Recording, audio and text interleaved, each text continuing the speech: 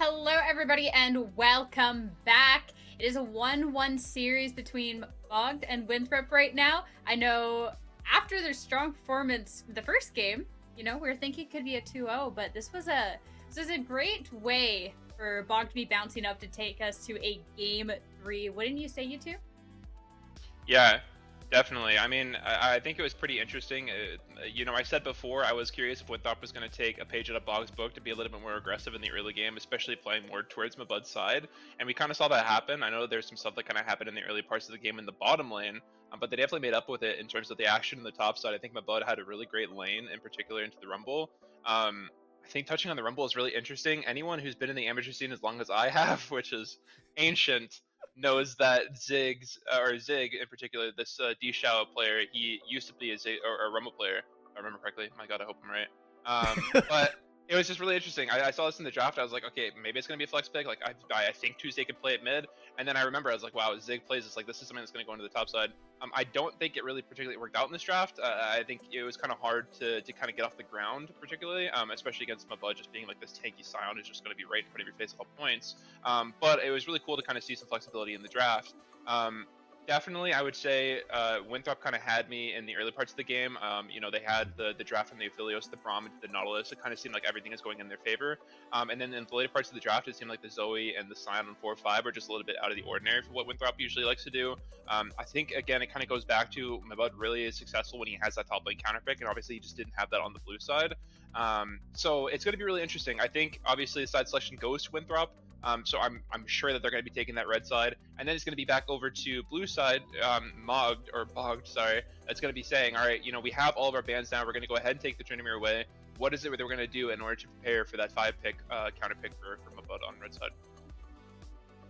Yeah, well, I want to talk a bit more about the draft, and I'd love RMC to get your thoughts on it too, because we talked a lot about these picks that we were seeing from Bogged, but I know that we had some thoughts about what Winthrop was bringing to the table as well. Yeah, Winthrop's draft, like Nova said, the first three picks were solid. We liked where it was going, it was open enough that you could flex around.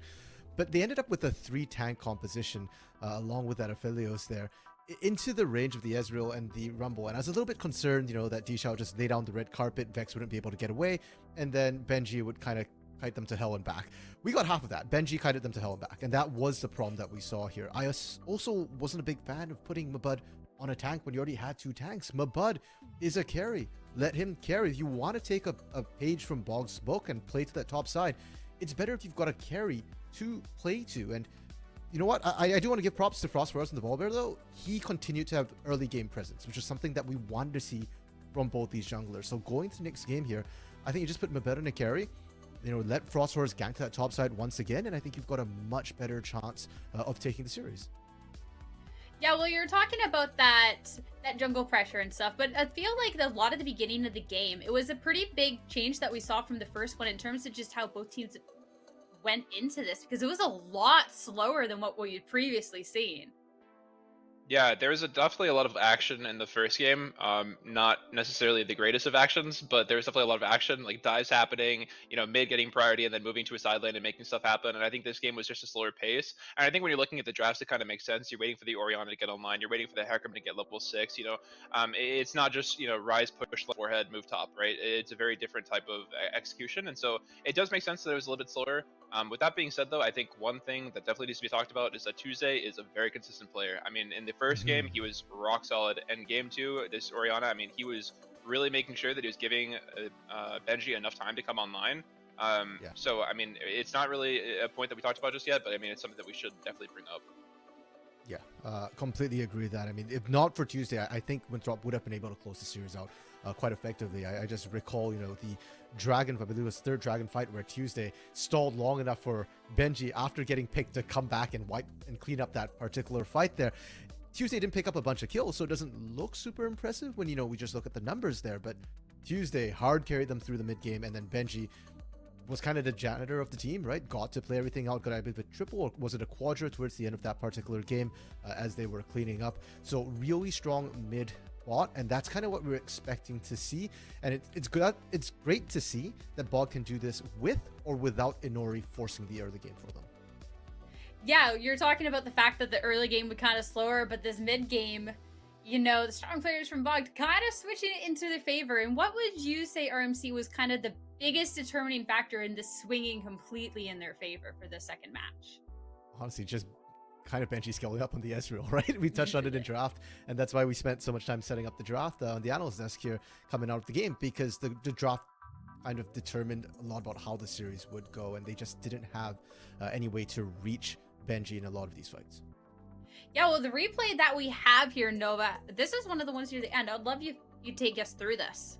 Yeah, of course. I mean, it's exactly what we just talked about, right? Like, they have no way of getting to Benji. He is just making sure that all of the damage is being pumped on the front line. And then as soon as that Volibear is down, there is nobody that's defending Vex or anybody else on this team from the kind of damage he's able to pump out. And then you have to also think, even if there is a world where you're able to also kill this, Ezreal, there is going to be an Orianna who is, like, what, 9-0 with the 2 items or 3 items at this point? Like, I mean, there's just kind of no coming back into the game at this point. So I think it was pretty doomed, unfortunately, for Winthrop. I mean, at this point, there wasn't much that they could really necessarily do.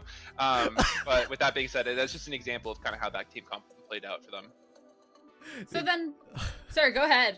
I was just saying, they did Kenji dirty with that. Like, was that? I thought Kenji did fine. But it is, another point in that fight that Tuesday actually held the shockwave till the very end, right? They won that fight clean, and didn't even have to use the shockwave to do it in a choke point. So I think that just goes to further emphasize Nova's point that even if you did kill Benji, Tuesday is still waiting. The final boss wasn't Benji; it was actually Tuesday in those fights. Yeah, well, now the fact that we're getting a game 3 out of this, I'm loving this after what we just got to see in the last game. What do you think needs to be done for either team? I don't know if either of you want to each take a team and each talking about the win cons going into this, but we both know they have the capabilities to win. Just what's going to push them that little bit further? I mean, I'm a big fan of just like drafting appropriately, and I think in that game it really seemed like Bogged had an answer for pretty much everything that Winthrop was really trying to do. And so I think, for this series, I think if Bogged is able to really have an answer to Mabud, if they're able to get obviously their 3 bans this time, they can really be looking to be driver's seat depending on what it is that they look to draft in terms of their composition. But on the flip side, Winthrop, we already know, you need to be saving that 5 pick for Mabud, and then at the rest of the draft, you just need to be making sure that it fits along with whatever it is that he wants to do in the side lane. So who's going to be able to accomplish it the best? I guess we'll see. Yeah, and since Nova covered draft, I think execution-wise, Winthrop played to Mabud, and everybody else is doing fine, right? Vano is not falling behind either, so cross first, gank topside. For the side of Bogged here, I think Tuesday and Benji are your win cons. Yes, Disha is struggling. Put Disha on something safe, and then just play to your win cons as well. I'd like to see a little bit more early game power come through from Minori. And one last thing for Winthrop, go PayPal Desirux, because apparently you still need that Desirux buff to help you guys win. It worked game 1, it can work game 3 maybe. All right, now seeing what we have seen in the series, I know all 3 of us here originally said 2-0 in favor of Bogged. This is your last chance to change something up. Final game, do you think it's going to be Bogged or Winthrop taking the series? Nope, you go first. Okay, you know what? I'm gonna hold to it. I'll still stick with Bogged. Winthrop's getting red side. I'm gonna say Winthrop. Okay. All right, quickly sum up why. We got to get a little bit more. Why are you sticking to this answer first, RMC? I think it's really, really close. And I just think Tuesday and Benji's execution has been really good. I do know that, yes, you can counterpick for Mabud this last game, but I think you just put Disha on something safe. You've got your bans this time. Ban out the Tryndamere. They didn't ban the Gwen last time. I would like to see Gwen banned this time, and I think Tuesday and Benji can carry. And for me, I just got to support my Collegiate boys. Collegiate represent all the way. I mean, I'm going with Winthrop on this one, no matter what. I'm taking it to my grave. Fair. Awesome. I mean, I'm gonna.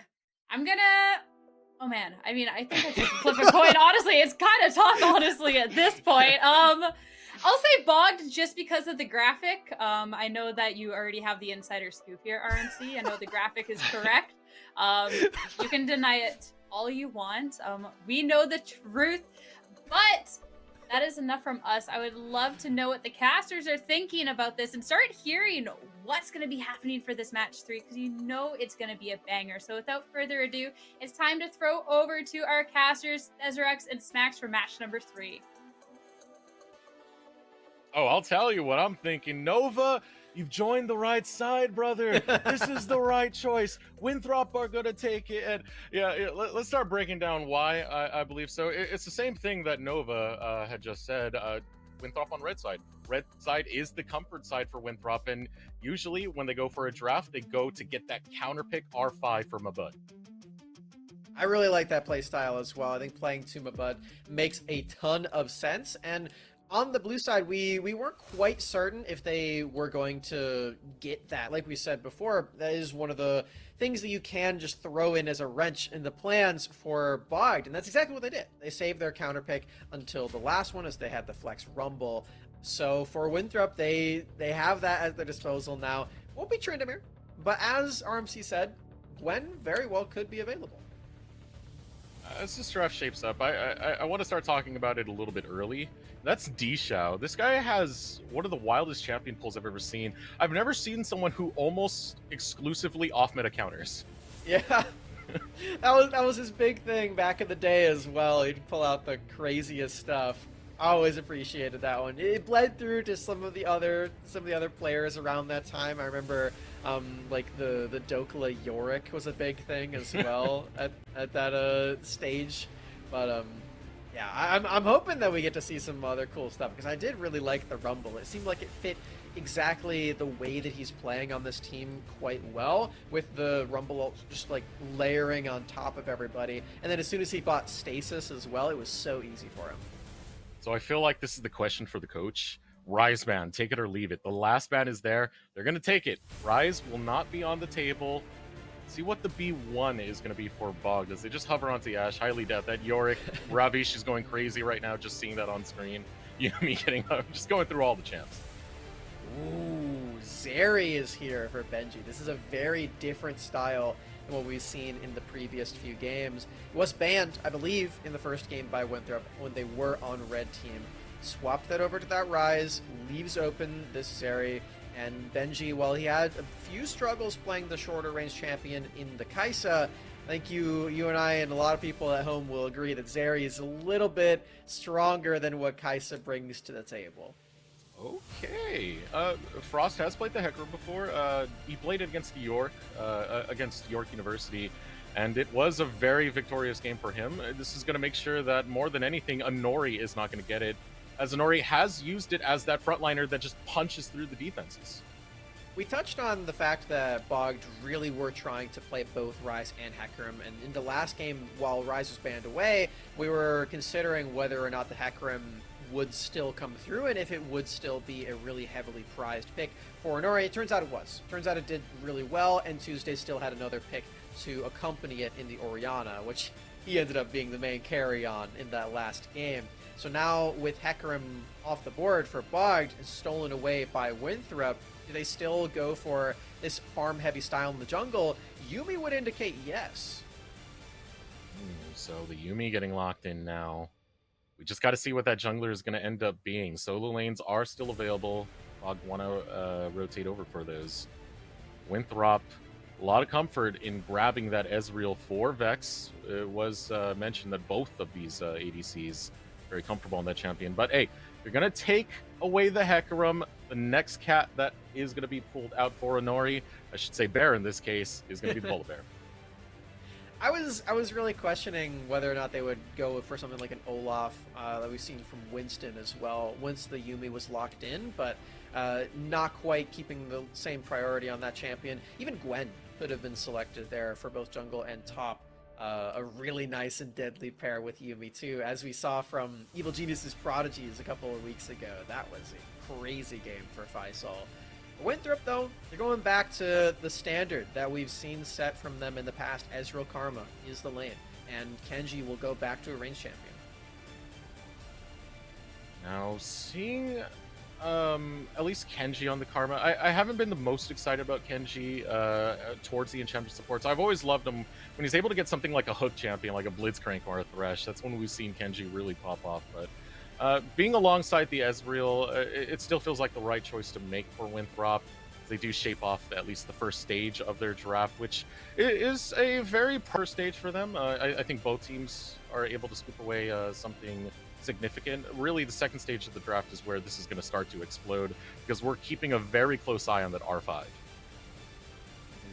We're almost certain that it will be for Mabud as well. As we can see, Bogged are pretty certain of this too. They're taking away some of the blind picks that Ivana really likes to go for. The Zoe's off the board.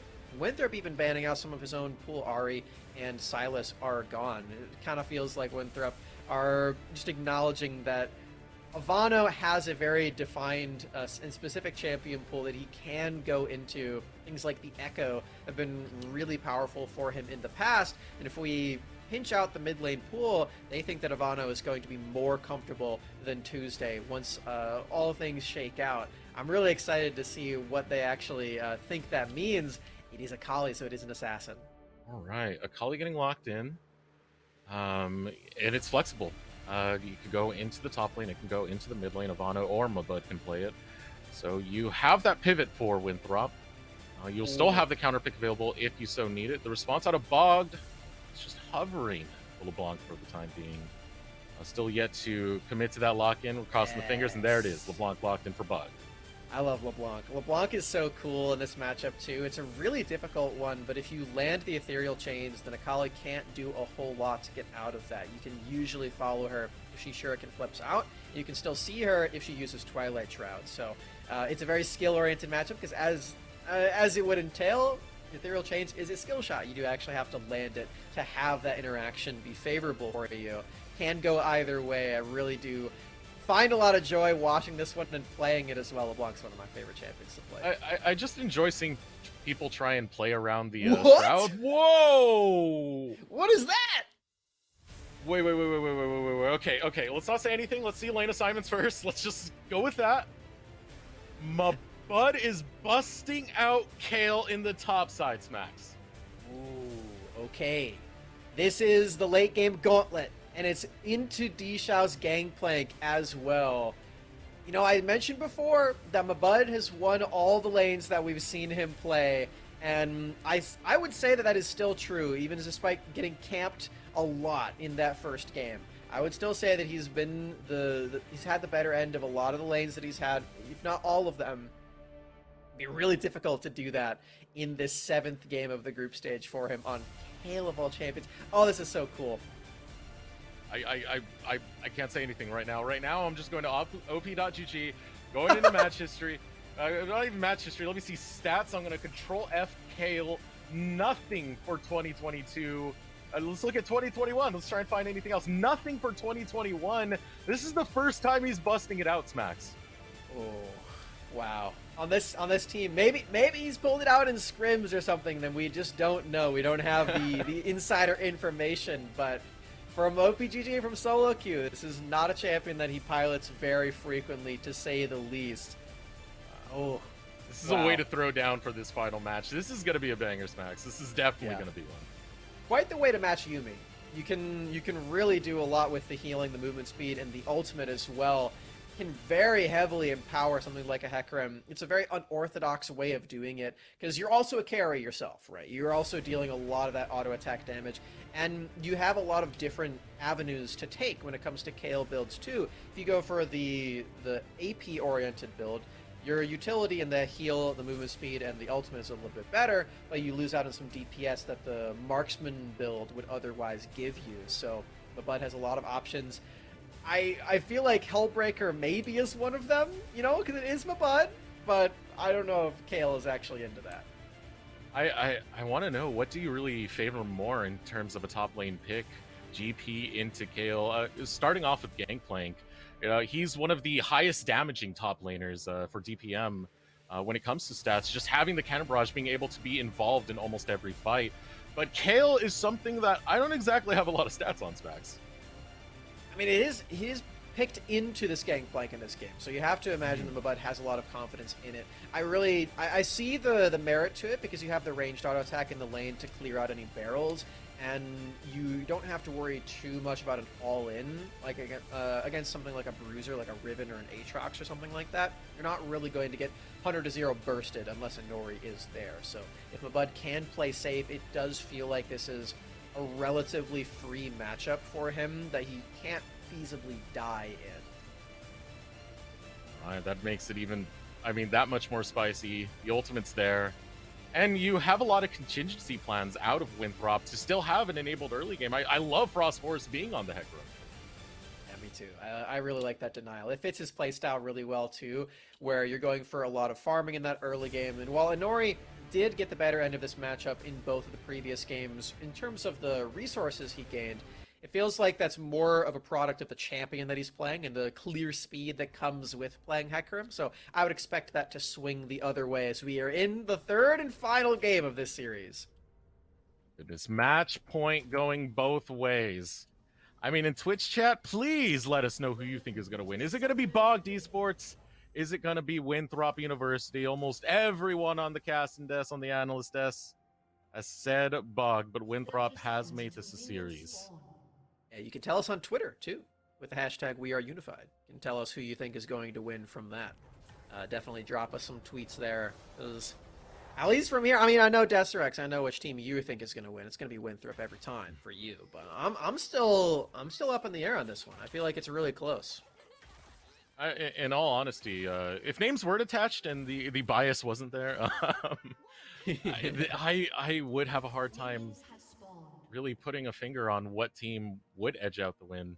There's so many explosive pieces. There's so many explosive factors. You get a lead on any one of these mid laners, and that could just carry you out into an explosive mid game. It is it's a terrifying prospect to give up too much at the early stages of this. Let's talk about the ramifications of that mid lane. Maybe after this jungle invade, which doesn't seem like it's going to be very bloody.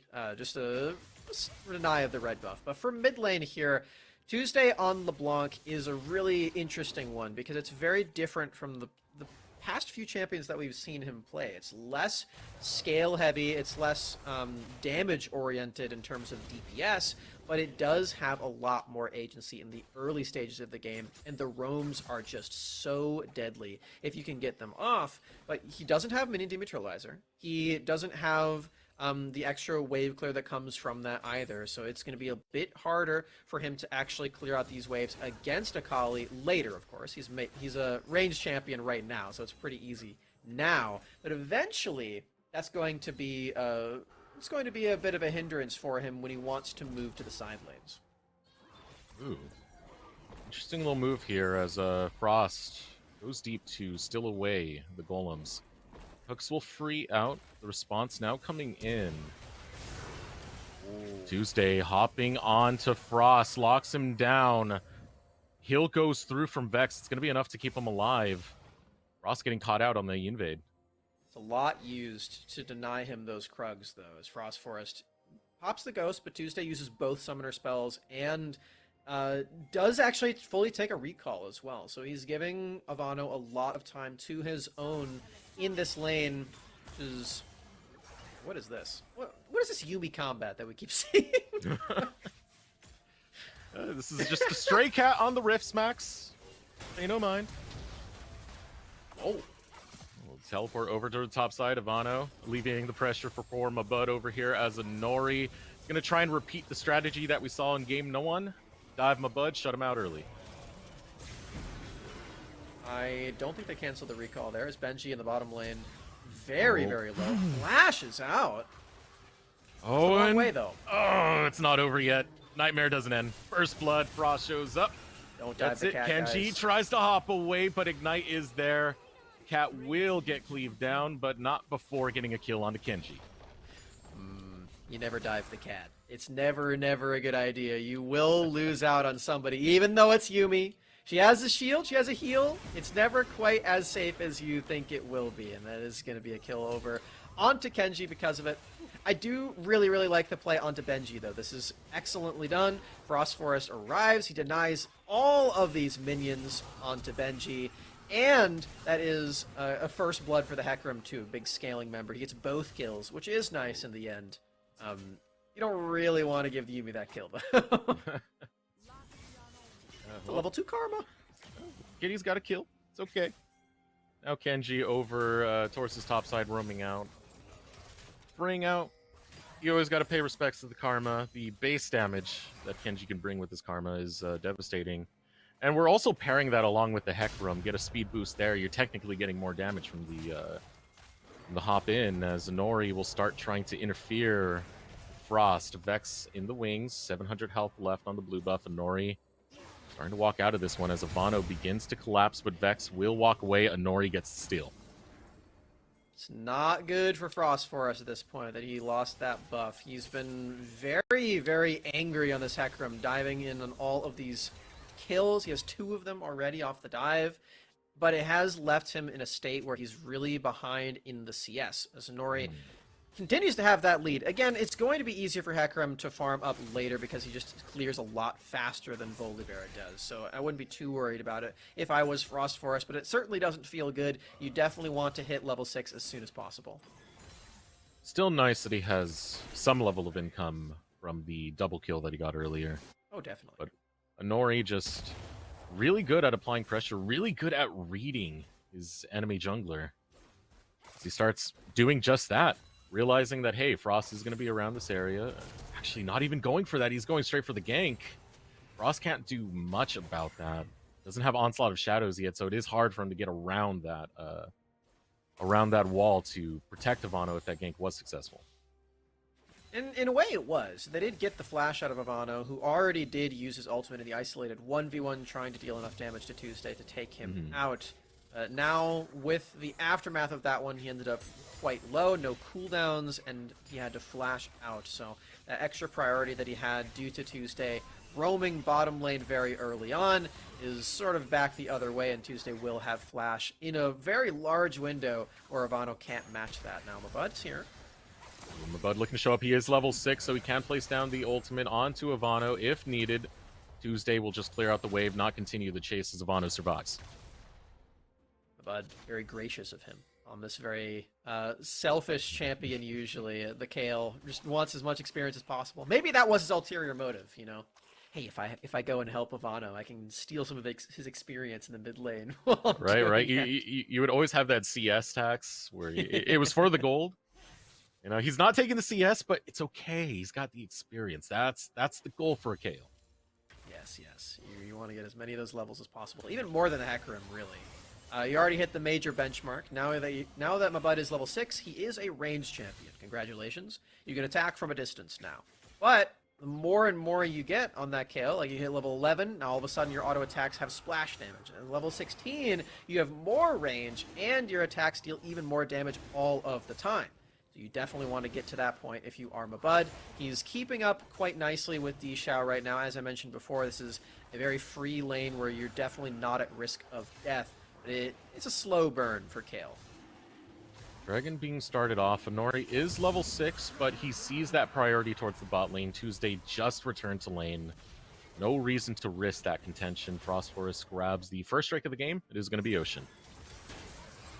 Sustain there is pretty nice. Frost Forest. The main goal with that is to bolster your team in the way of the soul, because in both of these games, the Drake Soul has been a very, very contentious element of this game. The team fights have been really back and forth, which is the reason that I'm absolutely loving this series right now.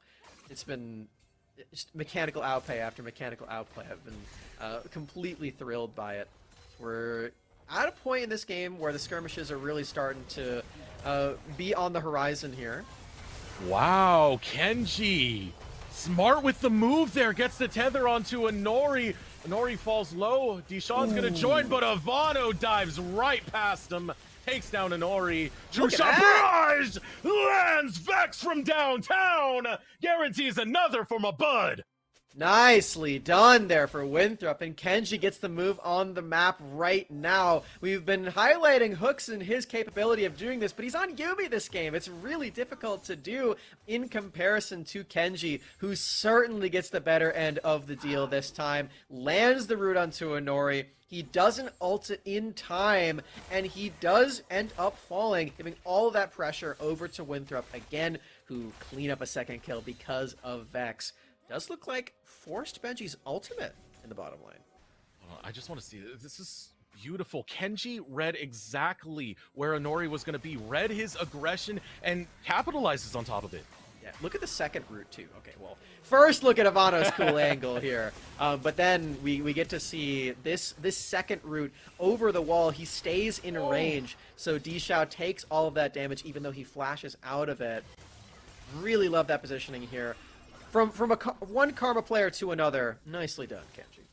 Nicely done. Look at the gold. Winthrop are taking the early game lead Oh, wow. that we know them so well for. You can see it. 4 members all the way on top. The only one in the bottom is Kenji, but hey, he's a support. That's to be expected. He's topping his counter support. Good start coming out of Winthrop 10 minutes in. He's also participated in all the kills, so this is effectively a perfect support game right now. He's even taking the hit and going for the healing reduction too, setting up for this dive now. All right, first shot lands onto Vex. Pulls aggro away. Onslaught of Shadows right on through. Ivano's going to join the fray and take another one down. Frost Forest? Is he going to live? Tries to get out of the cannon. Barrage gets shut down by D-Shao. Hey, that's what the Gangplank does right there. But nonetheless, a successful tower dive coming out from Gangplank. Winthrop. Red Buff donated over to that Gangplank. Yeah, he's diving as well. It's just from a distance, you know? Yeah, he's underneath his own tower while he got that kill, technically. Yeah, it's a nicely placed ultimate for D-Shao, but that dive was very well coordinated. With Ivano and Frost Forest, it's a lot easier than the dive we saw before, and Frost Forest with his ultimate even denies the reattach from hooks, so you don't even get the utility from the Yuumi onto Benji. This is just a dead champion in the end there for Yuumi. You really do have to be attached to get all your utility down. Fancy that. You know, we all have attachments to our pets. I still have my cat right behind me. Luckily stays quiet during a lot of these casts, so... Yeah, I don't trust Luck mine. The door is closed. They are not allowed in here while I'm working. I know Sierras were sleeping behind her, too. In the tower there. You guys have a lot more trust in your cats than I do. Now Bear in the jungle jumps after Kenji. Kenji staying alive so far, but slamming on down to his dome will be Inori. Now Vex joins the fray, takes down Inori. 3v3 over the wall with the Mystic shots is popping Vex, but Benji is here and Ivano is low. True shot barrage onto Tuesday, falls to just sub half health. Benji eats another Mystic shot. Ivano too low, charging in as Frost Force picks him up, gets a kill and gets out. Tuesday still waiting in the wings. No more contentions to come through. A very close fight in that jungle. Couple of 1-for-1s there across the board as we do finally see Benji getting in on the kills, picking one up on Zeri. This champion will eventually be very terrifying, so we're going to have to keep an eye on that one. Zeri scaling is not to be scoffed at. There's a lot of scaling in this game, but Zeri, that mosquito buzzing around, sort of inevitable, all the damage that she deals to you. So this is nice right here. Inori did grab Rift Herald. And gonna funnel that gold of the plates. You still got a minute 10 before that falls on to Tuesday. It doesn't take a lot to get a LeBlanc going. Doesn't take that much of a committal of resources. If you free up this LeBlanc, if you take down that tower, Tuesday can have that impact that has a very strong potential of bringing Bogged into this. Yeah, he's still fine with clearing those mid-waves, but you're 100% right. It clears him of that duty of being in that lane. At that point, Benji can just swap him and clear all those minions and give him all this space to go and kill anybody he wants. Because LeBlanc is just one of those champions where if you see the enemy support, that's just a free kill for you. Nice steal. Frost sees Inori. You remember that blue buff steal from earlier? Returning the favor. Now Benji getting pushed in towards the tower. Inori's in this area. Seems like the name of the game for Frost Forest has just been focused down this bot side. Continue with the tower dives. The tower is very low on top of it. Really like that face check from Benji, or the skill check rather with his W. That's one of the nice things about Zeri. It gives you a lot of vision when you pop that onto a wall, as you can see right there. And the turret lived before until after the plates fell too, so denying a lot of gold with that one. This is the second time this series smashed. This is the second time this has happened. There it is. All right, that's still first turret. Just missing out on 160. You know, it's like a wave and a half. So not nothing. And Vex, Ivano, towards the Dragon Pit area as they move as a unit. The rotation coming out from Vex doesn't see Tuesday there. A quick arcane shift and a flash. Not going to risk that damage that comes out of LeBlanc. Yep, definitely got to flash that. The play for Tuesday could have been to use his W very fast. Hey, look, both mid laners can do it. Oh, that hurts. Ivano, great play.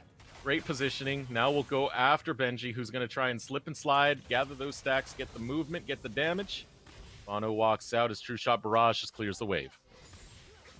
Man, it's so hard to land your skill shots onto that Zeri. She's just the kite genius right there. Savano quickly learns only one kill is waiting for him in that lane. And luckily enough, it is onto Yuumi, who, again, does really need to stay attached to these gamers here. Hook's really trying to land that vision. I feel for him. It's just not quite so safe when you've got Hecarim and Akali on the prowl. Now transferring that pressure, Winthrop putting it towards the top side. Recall is going to come out of Frost. You do have a little bit before that Rift Herald hits. So I would expect at least another visit here. Level 11 for Mabud, so he is now at that next stage. Got the cleaves on his auto attacks as well. It's like a Titanic Hydra, but you're ranged, so it's quite nice there for Mabud. You can see even his icon on the minimap is nice and glorified now. The helmet's off. Yeah. He's ready to do some business. With this AP build too, you'd expect with the Nashor's Tooth that the next item is going to be Riftmaker to get you some more healing and ability power to bolster the on-hit damage of that. I was questioning whether or not he would go for the AD build, but it is just an all-around jack-of-all-trades idea when you go for the Nashors into Riftmaker. This is frustrating. Trying to get into Rift Herald while Winthrop have Fog of War usually means you're going to eat a couple of Mystic shots on your way there. Bogged, they'll pay their respects. Shelly belongs to Winthrop in this case. Being able to grab that will be Frostforce as he starts heading towards the mid lane where Vex and Kenji are applying pressure. So Desrex, I hate to be a downer here, but I do want to offer. Do it. I have to just a little bit. I want to offer a potential win condition for Bogged because Winthrop, they've had this really solid early game plan, and they did it in this is the third game in a row where they've had a solid lead in the early game. But that last time they had a composition that was really built around sieging with that Zoe and staying on the offensive and going for a lot of plays. And this composition is very similar. You, as Winthrop, really want to have battle lines and fight on your terms, and Bogged did a great job of denying that from them in the previous game. I feel if Bogged can do this for a second time, then this is actually a way they can come back, even though this lead is quite large for Winthrop, and they have scaling of Kayle, it's definitely still there for Bogged, and it's within grasp after what we just saw. And you got to compliment the pick potential that can come out of Bogged. You get a late game Gangplank. Hey, that technically counts as pick if you one-shot him, but the dive onto Vex now. They know his flash is down from earlier, so they get it after the Arcane Shift is burnt. Take him down. Successful tower dive coming out of Bogged. Man, Inori just does this so consistently. He sees somebody just barely out of position and says, all hands on deck. This guy can't be here. That's not allowed. Hooks comes on down with the Yuumi, and they execute so fast that Vex just can't do anything about it. And as you said, they timed the flash cooldown, so they know it's possible right there. Denying Drake 3, picking up a lot of pressure in that mid lane, and even the kill onto the scaling member of Vex. My goodness, look at this pressure coming out of Mabud. He's already onto the inhibitor. Inhibitor's getting lower. The response is Tuesday. He'll try and run over there, but one more auto, it's gonna go down, and Mabud's gonna try and turn onto Dishao. Dishao gets low, flashes after him, takes the inhibitor tower, takes Dishao. Mabud, the beast, but the battle continues in the mid lane. Avano dives deep, hops right back out, no one gonna fall, but the mystic shot from Vex finds its mark. Winthrop suddenly turn on. Destruction everywhere there for Winthrop. Desirex's Mabud trades 1-for-1, takes 2 turrets, and in the mid lane, Winthrop are able to respond again and find yet another kill on Benji. Vex continuing to be a nuisance onto Tuesday too. He's seeing that his team is recalling, and he wants to keep that pressure going strong in mid lane. I love that they stepped on the gas here for Winthrop. I got distracted by something just now, Smax. Have you looked at the build of Dishao? Triple crit cloaks. Yeah, I really like this build for him. So it looks weird now. It's kind of like a middle stage of a Pokemon right now where you're like, I don't know if I really like that one. But eventually, it's going to be good because he's going to go Collector, and then he's going to go Infinity Edge. So, and he can buy another Crit Cloak. So he gets to buy Infinity Edge earlier than you would expect.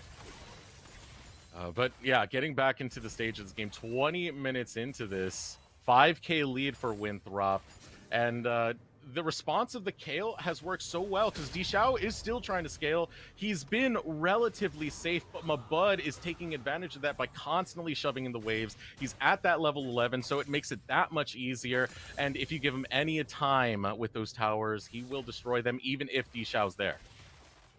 Definitely. I mean, we just saw that in the top lane right there with a Rift Herald. Not quite as easy without the big purple bug. You have the Kale, though, and making his way so close to that level 16, as you were just saying. This is a huge win condition on Winthrop's side. If they even need one, they already have a gigantic lead at this point, 5k, and it really does feel like they got by with all these scaling members just off the back of smart map movements and trading these objectives quite well, which is really surprising considering that's what Bogged has notably been very good at doing in this tournament themselves. Trying to steal it away. Vano, nice try. But Inori will grab it. So far, Winthrop in the driver's seat. They're pressing on that gas pedal as they see Tuesday. Frostforce will back off, go over towards his squad mates. Drake spawning within the next 2 minutes. And taking a look at those Drakes, 1 cloud for Bogged, but it's been 2 going over the way of Winthrop.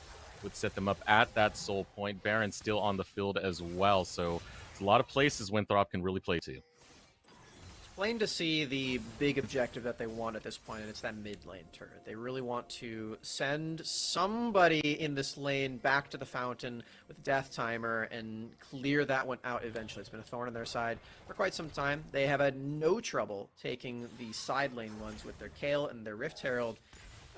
Opening the mid lane really does a lot for Winthrop to deny a lot of the resources throughout the Rift and mainly in the jungle. So Winthrop, they continue to try to get there, not fully committing to anything as they know they have this lead, but it would be nice if they could do that.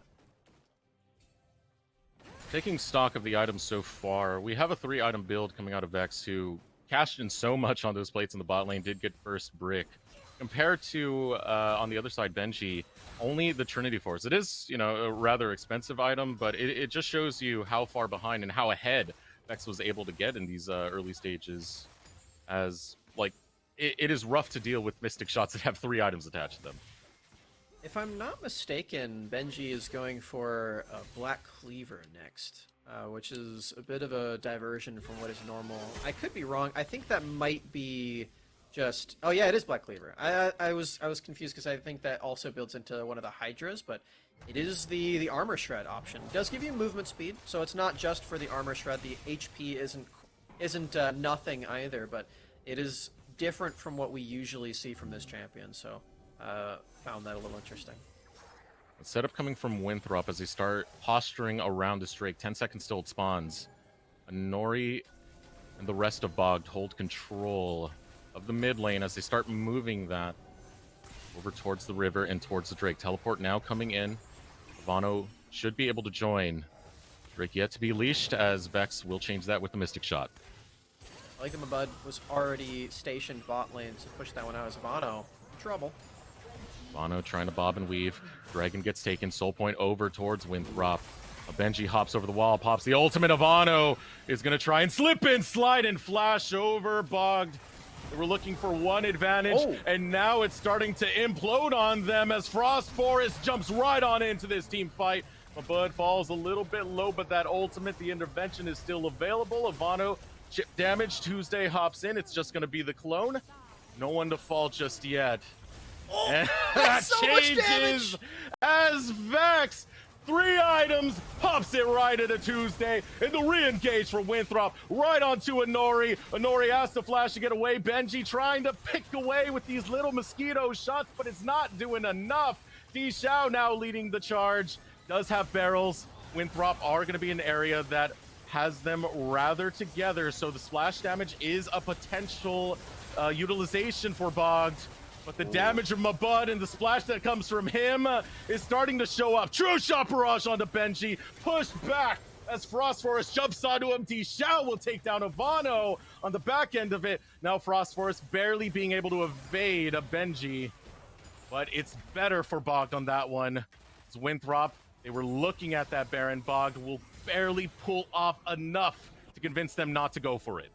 Bit of a split call for Winthrop. They were looking for a bit too much in the end, trying to whittle away the HP bars of Bogged and deter them from denying the Baron, but they didn't quite do a good enough job in the end, and Hooks with the Yuumi is able to keep everybody topped off with the sustain from the Zoomies, and the Moonstone Renewer also. Winthrop, they lose one, not the end of the world, as I'm sure you can tell from the scoreboard still. They're up quite drastically. On Soul Point too, but that was a bit of a misstep. Dishao has been scaling up. He has now finished his collector. And Frost Forest instantly right back down there, sees Dishao. Lots of attention to try and enable my bud and keep this side lane control firmly in their hands. It's been working well. Like, what can you really say about it? It's to the point where Bogged are now just going to send a 3-man death squad to try and handle this on their own. Oh! And it Worked. Shutdown comes through. It goes on to Dishao. You got a late game gangplank. Perfect spot for Bogged. And Mabud didn't quite have ultimate, so had no way of surviving that one whatsoever. Will die. And he's not quite level 16, I believe, either. So just reading out to try to get that benchmark for himself. He will get it eventually, just not quite in time to survive that. I believe we're going to watch this. Oh, I was wrong. He did hit level 16. Level 16? It was just pretty simple. It seems like they were expecting more respect to come out of Dishao. They weren't expecting the whole patrol, as Baron is available. It was so sudden and fast as well. It's a big crit too. We're seeing that build that I was mentioning. You get to go Infinity Edge a little earlier than usual with this one because you have more than 60 crit in your items just from the components. Bit of a clever optimization on this Gangplank. As long as you finish out your build with crit items, it is still the best play. The only problem is you can't really buy Guardian Angel with this build, so it's a little bit less durable. Less durable, but just banking on those crits. Banking in that damage, the barrels. I mean, if you get it on 5, a barrel is devastating towards the team fight. That's not the only splash damage available. Tuesday can double distortion to follow up any of those barrels that come through. So, yeah, you got to give respect to Bogged.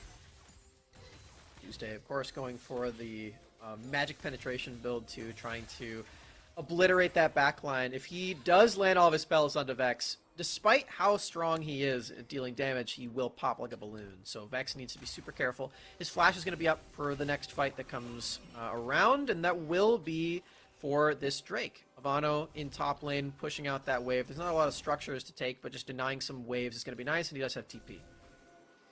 TP available and an exposed inhibitor. So we'll see if they decide to put that pressure over there. Vex is alone again. Flashes, takes a creative route, gets the shield. Vex is going to get out. Frost Forest watches and gives a good wave. Good try, Bogged. Still going to give him an inside track towards this Drake, though, and that spawns in the next 18. Double sums down for Vex. It was very creative, and I can't believe he actually survived. But that is still a really big deal for this next fight. It forced a recall, too. So Winthrop lost a lot of leeway and leg room when it comes to this Drake. This is going to be really tricky for them to actually steal on their Soul Point right now. Right, Ghost available, Onslaught of Shadows. Just waiting for it. Frost wants to jump in. He's going to pop it. There it goes, but Inori secures it. Tuesday falls in the process. Hooks has to run. The mid laner now down, but the Dragon Soul now denied. We're moving over to Baron right now, though, Deserex. Inori will not have Smite in time if they do this fast enough. It's coming up very, very slowly. They're moving over to this. They're starting up immediately. They do know that Inori did just Smite. As Ivano trying to push everyone outside of the pit. Doesn't have ultimate. It's really difficult to do this. This is really fast. This is really fast. Smite still not available. Vex and Mabud do a lot of damage. Kenji eats a lot from Dishao. They need to finish it off right now. Baron goes down. It's going over to Winthrop, but will the counter engage goes through as the two-shot barrage lands onto Benji. Ivano chasing onto Inori, follows him, gives him a good shuriken on the back, but will not continue the team fight. Winthrop, they get the Baron and chase Bogged away. And effectively, that was a Baron trade for Drake, which favors Winthrop. It does stifle their soul point for another 5 minutes. But Winthrop get the better end of these objectives, and they can use this one to, hopefully for them, finally take that mid lane turret that's been giving them such troubles. Been a while since they've had some time to auto away onto this tower. Now it's a Baroned up push coming out of Winthrop. Send a True Shot Barrage towards the top side. Gonna have Ivano in that side lane. No teleport available for Ivano. Still have TP from a Bud, who is now going for the siege, pushing in, has the extended range, so can at least siege up a little bit more safe. All these minions, but do they have enough range to actually attack this turret safely without being super scared of the LeBlanc? I definitely would be scared of Tuesday right now. The ward helps out, but he's got so much burst damage, and the ultimate is such a low cooldown at level 15, almost level 16, at which point it's like 20 seconds. The Bud is not the target you want. You want to hit Vex. You gotta be afraid of D Shao on top of that 4-item build for this man. Having a lot of crit. Flumped up together, Winthrop could just eat one barrel, and that could be all she wrote. But finally, the poke comes through. Tuesday has to bail. Tower goes down. Another True Shot Barrage to signal the next siege. They focus onto an inhibitor tower and take it. The base now in shambles for Bogged. And Bogged spread a bit too thin with this Baron siege right now. Vex does have enough range in the end, but Bud, oh, so much damage from the LeBlanc. So much damage from a Bud as he sends Tuesday back to the respawn. Doesn't get the kill though. Vex gets focused down. There's one of the barrels we were talking about. Onslaught of Shadows used defensively. Retreat for Winthrop. Nori jumps onto them, but gets chased right back out. My Bud couldn't find the splash in time. Bogged fighting back as they chase Winthrop. And they do end up killing Vex, who uses his heal, but doesn't get the ultimate from Mabud. The rest of Winthrop need to leave as soon as possible. They have Baron recalls for a little while longer. They will do just that, as they did get what they were looking for, 2 inhibitors, in fact. And Winthrop have all of this time and energy put in from these minions that they can now divert their attention to bottom lane and finish the job there. Winthrop 32 minutes into this. An analyst desk that has doubted them heavily. 2-0 You're gonna keep for reminding them Bogged. of that. And now here they are in what could be the next stage of this tournament. Bogged definitely still not out this. You can't count them out just yet. It is a 5k deficit, but D Shao, I keep talking about that barrel because it's one of the most terrifying things that Bogged do have, alongside Nori, who pushes these engages whenever he has the chance to. Bogged now stalking into the mid lane as Winthrop put their attention in the bot. It's D Shao that has all that coaching experience and playing on the biggest stages in North America as well, who might be able to lead his team to a comeback victory from here, as both teams on that match point 1 win away from more Proving Grounds qualification points and more game time in this tournament moving into the playoffs. No Baron available for Winthrop, but they still are whacking away at those structures. They really want this. They see the end in their eyes. Over the wall, Tuesday doesn't find distortion. Clearing the minion waves, but the super minions are being led in. Top wave, mid wave, Ivano leading it as Winthrop continue clearing in the bottom. Now ready to set up for the siege. The final stand potentially for Bogged waiting to unfold. Really need to make sure they don't get completely engaged on. They don't let it happen, but that is Kale ultimate used in trade of Tuesday's ultimate. LeBlanc Mimic, a lot shorter cooldown. Minion wave very far away. Can they actually take this without it? That is also the Yuumi ultimate down. Great to have in these corridors as a barrel does go out. Trying to find the engage is going to be Bogged. They realize they can't let this inhibitor fall. They can't deal with double supers.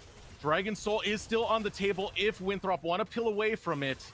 They have Decisions Tuesday to again. make as Whoa! Tuesday hops onto my bud, takes him down. Kenji walking away. Inori slams towards his team as he tries to escape. But Avano! Avano cleaves onto him for a double kill. Avano back to the safety of his squad. Now it's up to Benji. To make something big happen. He is getting some pop shots onto Vex. The Mystic shots are there. Chases onto Frost Forest. Avano waiting to jump over the wall as Vex with the Mystic shot misses. Benji dancing left and right. It's not enough. The auto goes through. Vex takes him down and will fall. Hooks Dishao, the last survivor. But Winthrop, it's in the name. They're gonna take this series in game number 3. Winthrop are doing it! Destructs, you're just their good luck charm! They win again! And our analyst desk is not going to hear the end of it, and neither are anybody else as they move on into the playoffs again! After going down so hard in the first match of this tournament in the first week, Winthrop bounce back, they take down their demons, they defeat the team that wronged them on day 1, and they're still going strong on their way to PG. Hyper, put my crown on, brother. Put my crown on. I want it right now. As I said, it's in the name Winthrop. What a performance to come out of them. Both of these teams, I do want to say, they were very close to each other coming into this tournament as a whole. Winthrop was the 9th seed, Bogged was the 8th seed. So competition was what would have been expected if we didn't really have that situation from earlier in that game, that series 1 that they had. Winthrop didn't let that series phase them. They adapted. They saw the 2-0 and they said, hey, that is not going to be the case this time. We're going to fight tooth and nail. And boy, did they bring it in that game 3. My bud with the kale, man. Come on. Yeah, that was so cool. Oh, I love the counter picks here for this team. And I love that they were able to make some adjustments to Frost Forest return to glory as he leads the team through and through all the way to that playoff. Playing both sides, the Foley Bear and the Hecarim matchup against Inori, the super veteran player in this tournament.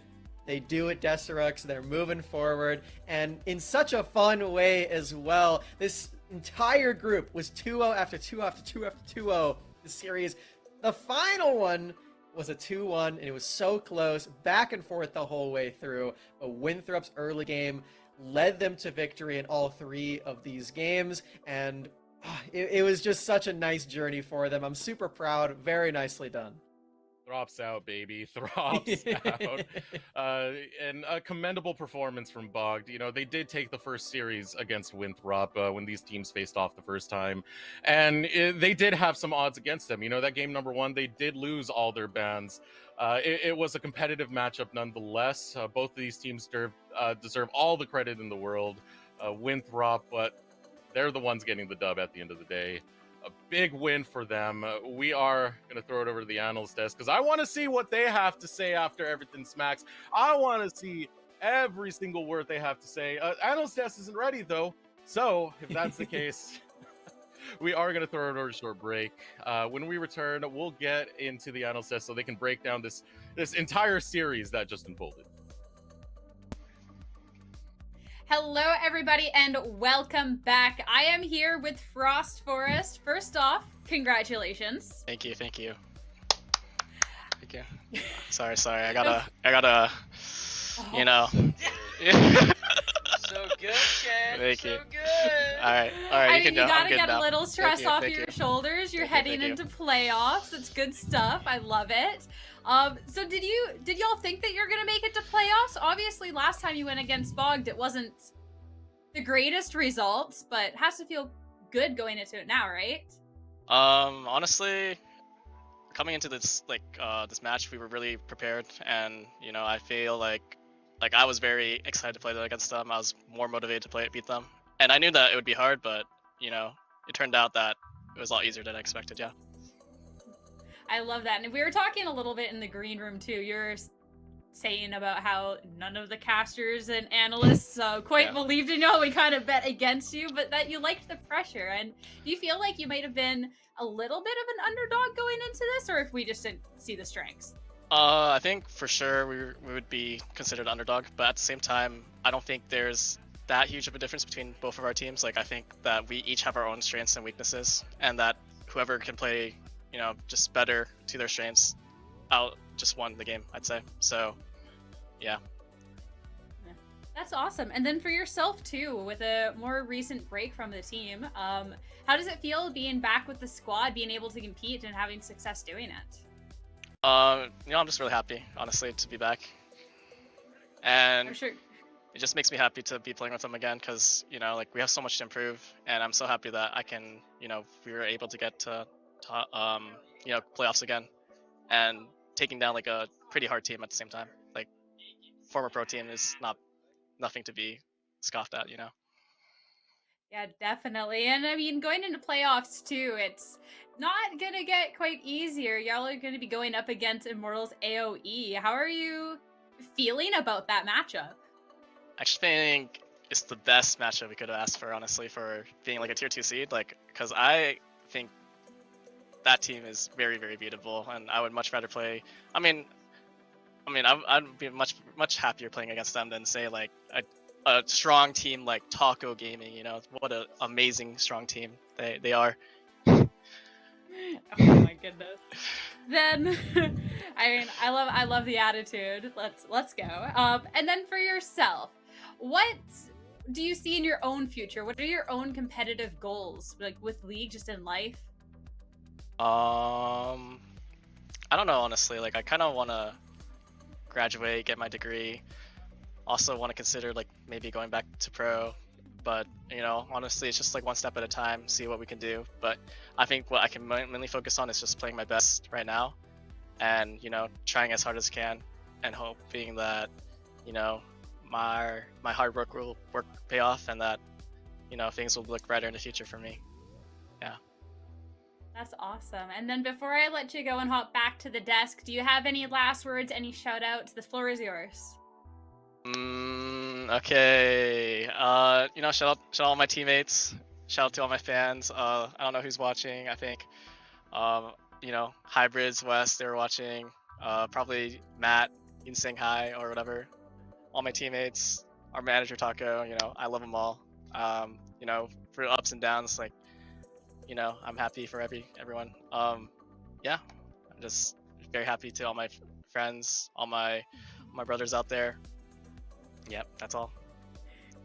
That's awesome. And thank you, first off, so much for sitting down talking with us. And best of luck going forward. We're going to be watching. I'll bet on you this time. Don't worry. Yeah.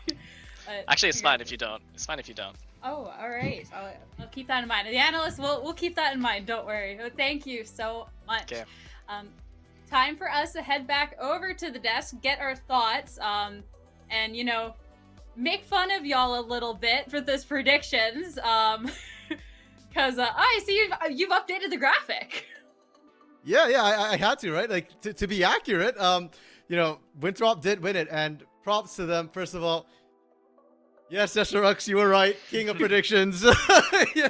And you know what? Destrux already said, right? He's got to be casting the games for them to win. So for Winthrop, hope that he's casting their quarterfinals and semis and maybe in finals, and they get that particular playoff buff. But Winthrop, huge props to them. Really well played game 3 from them.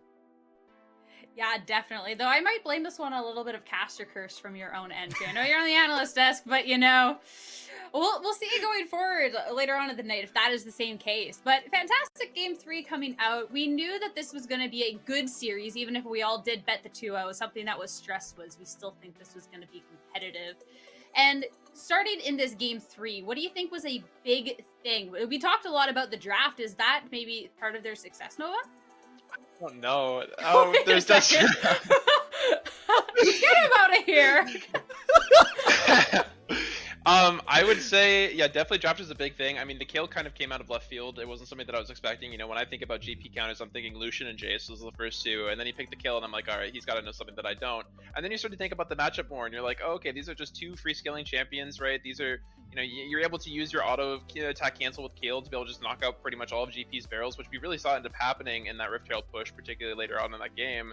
It would just kind of became something that the enemy team couldn't really deal with in the side lane, and Kale was getting so much gold, right? So again, we talked about it. The importance of red side. You know, Mabud is just able to pick a champion that maybe he's not necessarily comfortable on, but he just knows it's just going to win his team the draft. And then of course, a really good effort from the rest of Winthrop. I mean, we saw Vex and Kenji playing the ball lane really, really well into obviously Benji and Hooks. So yeah, I don't know. Everything, all of the cards really went in Wildcard's favor, which is really something that we were talking about in the analyst test before this. Is that draft is going to be playing a really, really important role in who wins this match. Yeah, for sure. And then the beginning of the match, too, we were talking about how Game 3 is so well played. Game 1, we were talking a little bit of a different tune, and it almost looked at the beginning of this Game 3 kind of mirrored Game 1 a little bit, just in the dives that were happening, RMC. Yeah, so the initial dives were a little bit dicey from both these teams. Same thing as what you mentioned in Game 1 there. But I did really like what Winthrop did compared to what we saw from Bogged in the beginning of the game. We ended up with a vertical jungle, and Winthrop went and punished on that bot side immediately, went for those dives for Benjis and Hooks. Yeah, okay, it wasn't the cleanest, but the idea was good. Whereas when we look at what Bogged did with the split map, their dives, they didn't really go for that top side quite as heavily there. They end up trying to call down Tuesday to the bot side to cover instead of committing to that top side dive instead. And it showed a difference. Once again, sure, the Winthrop dive wasn't clean, but they got first blood. And then on the other hand, Bogged didn't and had to reset, and they didn't really gain any advantages. So right from the beginning there, it felt like they were on the back foot, and it just never changed. Ooh, we got our replays going. Nova, I want to hear your take on this. Yeah, I mean, this is exactly what we were talking about, right? Mabud is just able to stop pretty much every barrel that Diashao tries to place down to clear the wave, and then you just have this Rift Herald that is just coming in and just taking every single turret right in front of his face, and he can't do anything. In fact, actually, what we end up seeing here is just Mabud be an absolute monster. You know, we were saying, oh, Tuesday's here, this is going to stop the play from happening, and then Mabud is just like, I'm dead, I know I'm dead, I'm just going to play, like, no concern at all. And not only does he end up getting, I think, like 3 turrets in the top side, plus obviously the inhibitor turret, he's also trading 1 for 1, and it's like, wow, that is a play that I will take 100% of the time every single day. Yeah, I mean, he was definitely someone that we were talking about at the beginning, you know, that's been showing up in the past matches, and showing up today would make a big difference, and definitely someone that we had our eye on. But we do have another replay as well, and RMC, I believe that you're going to talk us through this. Yeah, the other replay that we have queued here was pretty much the last hope for Bogged. They were already kind of falling behind. The scaling was starting to kick through for Winthrop as well. And this is actually Cloud Soul Point that they are playing for. So they get the Cloud Soul Point. All great, all good, all well.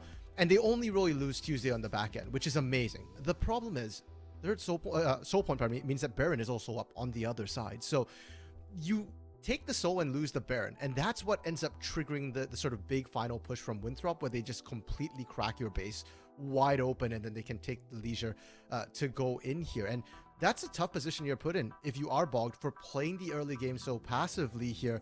They end up trying to go for it, and I don't think it's necessarily the right call. Yeah, you're desperate, but look how they're approaching this, right? They don't have a good way in there, and they're taking all this poke on the other back end of it. By the time they fully commit, Baron's already gone. Yeah, it's definitely a little problematic, and I mean, it just seemed like Bogged had issues during this best of 3. We've seen how strong they are. Obviously, huge props to Winthrop for coming out on top, but what do you think it really was in the end too from Bogged's end that solidified it? Was there something that we were missing, or just an outplay coming out from Winthrop? I think game 3, it just kind of boiled down to Winthrop wanting it more, honestly. Like, Yeah. We saw, I mean, going into it, we were like, okay, they picked this Kale, we have a LeBlanc, we have a Volibear, Kale's not going to be having a fun game. And then you fast forward, 7 minutes into the game, 8 minutes in the game, and somehow the Kale is actually up gold on the GP. And it's like, oh, okay, so us playing for top lane did absolutely nothing for us, right? And then, you know, yeah, you have a free scaling matchup into a free scaling matchup, but then you look at what's happening towards the bot lane. Oh, Benji and Hooks cannot play this game, right? You're playing up against an Ezreal combo with the Hecarim that split map. And so I think that's just what it boiled down to. Maybe their game plan initially just wasn't, you know, set up for success. Maybe they were just like, you know what, this game is just kind of over already. I don't know what it really was. But for me, what it kind of boiled down to is just Winthrop wanting it more, and they definitely showed up for that. Yeah, and I think it reflected very heavily in the jungle hit-to-hit matchup that we were looking at the start of the series here. The way Frost Force on this Hecarim, even before level 6, was all over the place, looking for action, looking for dives, looking to invade. And Inori, on the other hand, the Volibear just didn't get that many ganks off. A lot of times it just felt like Inori was content to sit back and let Frost Force look for the initial action, I think that really came back to bite them, because that hunger from Winthrop, they were converting action, whereas Bogged waiting to try and counter just wasn't the right position most times and let a lot of that kind of slip through. Yeah, well, with this win, it now does mean that Winthrop is going to be advancing on to the playoffs. They're going to be taking on Immortals AoE for their first match. And before I let you guys go, I want to know your thoughts on how you think this one's going to be panning out, or just Winthrop's future going forward in this. Yeah, new Trevor, man. I think IMT is probably going to take that series. Unfortunately, I still believe in the Winthrop boys. I think it's very possible that they're able to take the game off of them. I love the confidence from Frost Force, but I don't know. Sometimes I see, what the stuff that Meech is able to do, the stuff that Shoshi's able to do, and I'm like, yeah, I don't think that's an easy matchup, right? So, same thing, right? If you're able to get the side selection, which I don't think they're going to have in that particular match, as long as they're able to really get a particular good pick from a Blood, obviously being the blind pick on blue side, we can really hopefully see some things work out in their favor. But I don't know. Again, draft is going to be really important to be paying attention to in that particular series. Yeah, and I'm actually glad that Frostware said what he did, because now I don't feel bad about predicting against Winthrop again. I think I do favor IMT AoE a little bit. First of all, they actually played before last PGCQ, and Winthrop beat IMT AoE back then 2-1. So, going by Nova's theory here, IMT AoE, they're going to be hungry for the win coming into this one. They're going to want to bounce back a little bit. And I don't think that Winthrop can rely on Mabud to carry quite as hard. I have great respect for Mabud, love the player, but I also love IMT AoE's top laner, Anime Grow, huge fan of his as well. So I think the top lane is going to be a lot more even, and Winthrop will have to find other more creative ways to generate their leads. I mean, you can tell that Winthrop and Frostforce won it as well. That confidence, that doesn't come from nowhere. But we do have another match for today, and we got to start looking towards that. We're going to send to a break, but first off, Nova, you have been a wonderful guest. Thank you so much for joining us tonight. It was awesome hearing your insight for the games, and hopefully you're tuning in for the last one. You have a great rest of your evening. Yeah, no worries. I will be in the chat. I'll talk to you guys later. Hey, bye, Nova. Bye. Yeah, and for the rest of y'all, don't go too far. We're going to send to a short break, and up next, it is going to be Ginger Humeric going up against who are they going up against? EG Prodigy. I'm still going on about this game. Yes, EG Prodigies. All right, we'll be back in just a few.